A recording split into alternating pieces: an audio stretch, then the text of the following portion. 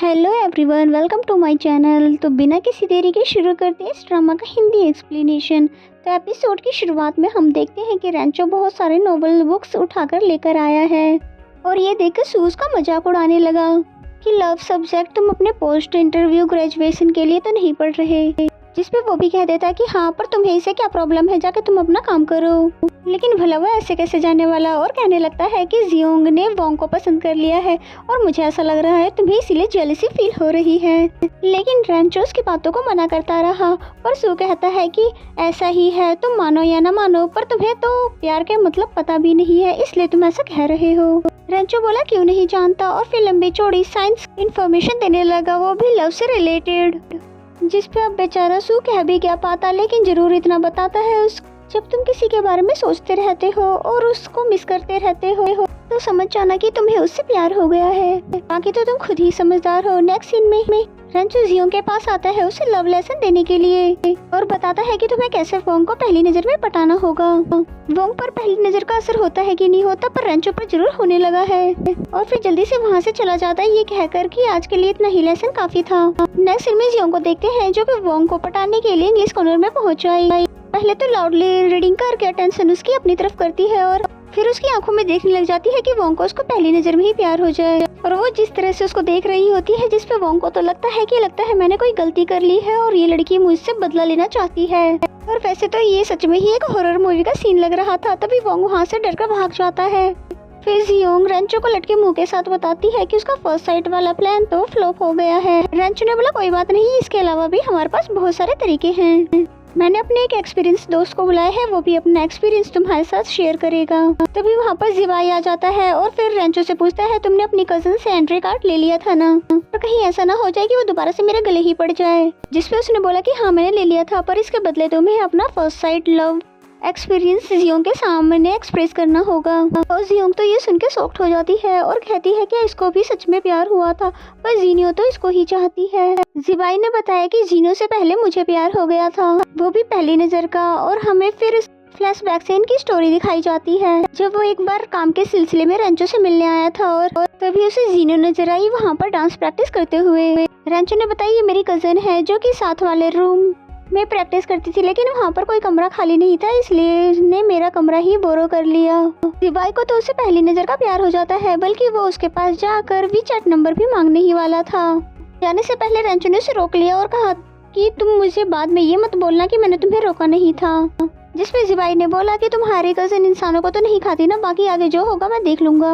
उसके बाद जिवाई जिनियो को अपना नाम बताता है तो उसने तो खुशी के मारे उसे अपना सारा डाटा ही बता दिया और अपना बॉयफ्रेंड भी कह दिया। लेकिन जिवाई को प्यार इसलिए हुआ था क्योंकि उसे पहली नजर में वो बहुत ही जेंटल लगी थी, लेकिन बात करने पे पता चला कि ऐसी बिल्कुल भी नहीं है। फिर जिवाई ने उस पहली नजर का कंक्लूजन ये बताया कि पहली नजर का प्यार धोखा होता है और धोखा नहीं खाना, तो इसे बच के रहो। लेकिन रेंचो को लगता है कि अभी भी फर्स्ट साइट वाला लव हो सकता है। जिसपे जिवाई बोलता है ऐसी ही बात है तो जुबान कम चलाना और स्माइल ज्यादा करना, फिर तो कोई न कोई पिघल ही जाएगा। जिसपे जियोंग ने भी उसे मशवरा दे दिया कि तो भले ही तुम्हारे टाइप की नहीं है, लेकिन खुद पे इतनी भी ज्यादा लिमिटेशन नहीं लगाओ कि और उसे एक चांस दे दो। नेक्स्ट सीन में जिनियो छुपते छुपाते फिर से यहाँ पर आ गई थी जिवाई को सरप्राइज देने के लिए। जिसपे जिवाई उसे देखते ही बोलता है कि मैंने तुम्हें मना किया था यहाँ पर आने के लिए, जब देखो तुम यहाँ पर मुंह उठाकर चली आती हो। फिर उसका मासूम सा चेहरा देखकर उसको जियोंग की बात याद आई कि वो तुम्हारे टाइप की ना हो, फिर भी उसे एक मौका दे देना चाहिए। एंड देन नेक्स्ट सीन में जियोंग ने रेंचो को अपने पास बुला लिया था और उसे बताती है कि मैंने मूवी से 5 तरीके ढूंढे हैं लड़कों को इम्प्रेस करने के लिए, वो मैं तुम पे ट्राई करूंगी और तुम बताना कि तुम्हें कैसे लगे। पहला स्टेप ये था कि जियोंग ने अपने मुंह पर कुछ लगा लिया है और वो लड़का उसे वाइप करेगा। वो तो रेंचो को वाइप करने के लिए बोलती है, लेकिन रेंचो तो उसे देख देख कर पिघलता रहा, पर क्या करे यहाँ से जा भी नहीं सकता। उसका नोज वाइप करने के बाद जियोंग सेकेंड स्टेप करती है जो कि उसका कॉलर सेट करने वाला था और रेंचो को देख के तो ऐसा लग रहा था जैसे कि उसका दिल तो बाहर ही आ जाएगा। और थर्ड स्टेप ये था कि उसने 2 जूसेस बनाए थे, एक ऑरेंज का और एक पीच का। रेंचो को पीच वाला पसंद है इसलिए उसने पीच वाला सिलेक्ट किया। और फिर एक शिप लेने के बाद जियोंग कहने लगी कि बाय मिस्टेक मैंने गलत वाला ले लिया, तो इसे अब एक्सचेंज करें। और फिर कहने लगी कि जहाँ से मैंने पिया है देखो वहाँ पर मेरा लिप प्रिंट रह गया है, और अगर तुम भी वहीं से पियोगे तो इसका मतलब इनडायरेक्टली किस करना होता है। और रेंचो इस बात को सुनने के बाद वहीं से पीने लगा। फिर बोलता है कि अगर तुम इसी तरह के तरीके अपनाती रहोगी तो तुम्हारी फीलिंग कभी समझ ही ना पाए और हो सकता है कि वो तुमसे लड़ना ही शुरू कर दे। वो ये कहकर वहाँ से चला जाता है और जियोंग सोचती रही कि अचानक से इसे इतना ज्यादा गुस्सा कैसे आ गया। और फिर रेंचो रूम में आने के बाद सोचता है कि आखिर मुझे हो क्या गया है, क्या सू ने सही कहा था, मुझे जेलस हो रहा है, वो भी वोंग को उसने चूज किया है इसलिए। सू भी उसे परेशान देकर पूछता है कि आखिर तुम्हें हो क्या गया है। और फिर नोवेल बुक देखकर धीमी आवाज में कहता है कि मैं कितना ज्यादा बेवकूफ था, इन बुक्स पर अपना टाइम वेस्ट किया। पर मुझे उस लड़की से प्यार कैसे हो सकता है, वो तो हर वक्त लेट होती है और कोई भी काम उससे ढंग से नहीं होता। और क्या सारी दुनिया में मेरे लिए वही लड़की बची थी।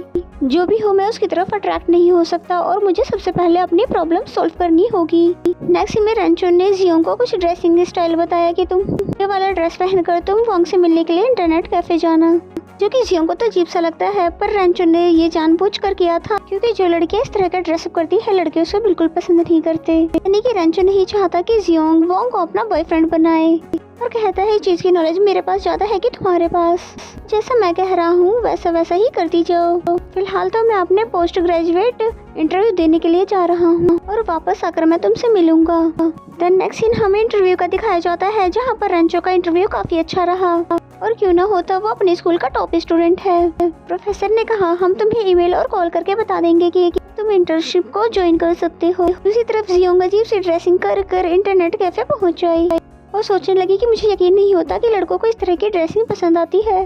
पर ये एक्सपर्ट रेंचो ने कहा तो जरूर ऐसा ही होगा। और फिर इस बार भी जब वो वोंग के सामने जाती है तो पहले तो देखते ही डर जाता है, पता है कौन हो तुम, हटो यहाँ से और मेरी गेम को इफेक्ट मत करो। साथ ही गेम में वो वाइप आउट भी हो गया। फिर वो जियोंग को ही सुनाने लग जाता है जिस पे जियोंग कहती है कि मैं तो तुमसे अच्छा खेल लेती हूँ, चलो मैं तुम्हारे साथ जरा टीम ऑफ कर लेती हूँ।